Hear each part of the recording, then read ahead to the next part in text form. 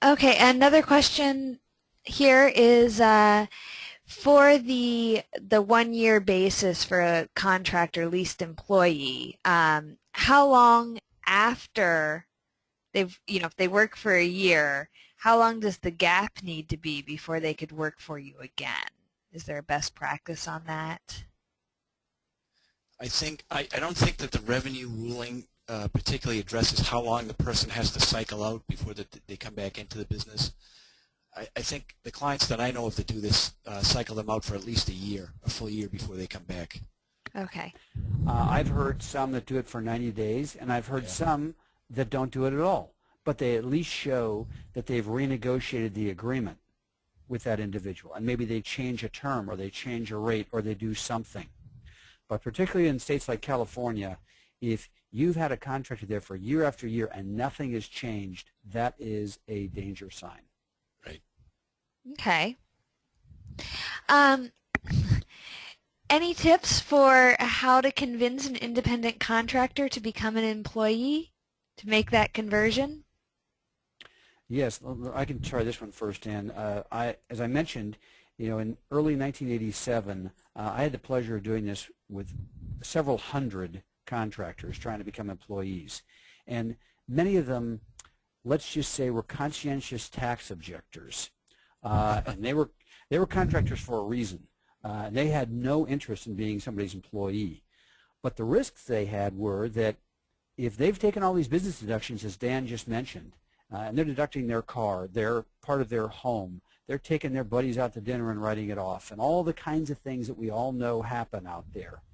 If that relationship gets disrupted and determined to be misclassified, and that person's now an employee, all those deductions were improper. So the Revenue Service is going to want to go back and look at their past tax returns for the entire time they were allegedly a contractor, and they're going to want to disrupt and overturn all those deductions, those business deductions they took.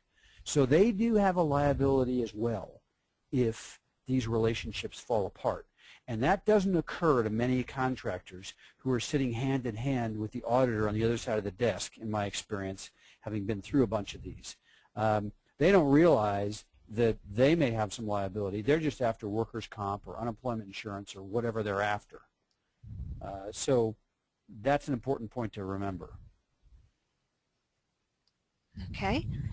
Another question we have here is, and you guys kind of touched on this in the presentation, when we realize that a contractor ought to be classified as an employee, whether from an audit or from getting this new information, now then do you need to do anything for that person due to the benefits, the overtime, the taxes, the things that they did not receive prior to their conversion to W-2 status, or how should you handle that?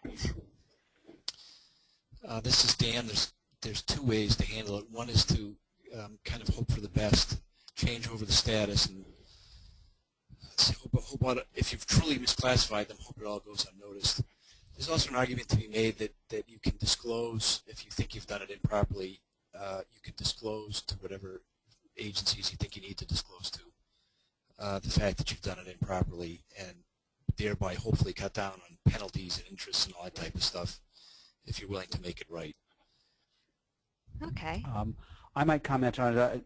This is a moment of terror for many engaging entities, and what I typically tell them is, look, if you're not being audited right now and you're doing it proactively, there's probably a practical strategy that says try to make some sort of event, try to make a reorg, try to make some kind of business change that you can point to that as you want greater control. This was the issue that happened this week with my client, where they had several contractors. They were never going to pass the test.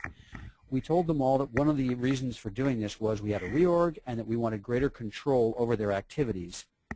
And that was the reason to them, and there were many of them, why we were converting them over.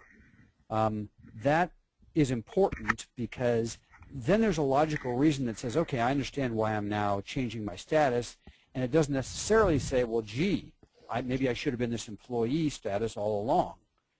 so it can kind of leave the dogs asleep. But the reality is that, if the liability comes up, the liability comes up. And there's nothing that, we could do about that for you. You just have to, correct it and move forward. And then over time, there are statute of limitations that, will help you. But beyond that, there's really not much to be done. Okay. We're a little bit over time. I have one more question I believe will be answered pretty quickly. It's for you, Dan. On the ABC test, is that all or nothing? So you need to meet all criteria in order to be an independent contractor, or is it that you need to meet maybe a preponderance of criteria? Yeah, it is a quick answer. Unfortunately, it's an all or nothing. The Massachusetts law in particular used to be direction and control, and either, or no direction and control, and either the person has an independently established business or the scope of what they're doing is outside your work. And up here, Paul mentioned industries that are targeted. The law was changed based on what was happening with public construction contracts, where contractors were complaining because they were doing things the right way, paying union wages and benefits and everything else to employees, and other contractors were picking people up in front of a construction or a hardware store basically and just paying them cash and calling them independent contractors. So the law was changed. The change of the law was part of a public construction contract, and that's how it happened. But it's an all or nothing test now, and it's very difficult for us here to classify someone as an independent contractor. All right. We do have other questions, but I believe we are about out of time. Yep. So we will be getting back to those of you who have unanswered questions. Do either of you have anything else to add today? Just want to thank you for your time, everyone, and we look forward to talking to you again. Yes. Thank you. We enjoyed it. Thank you. Bye-bye. Bye now.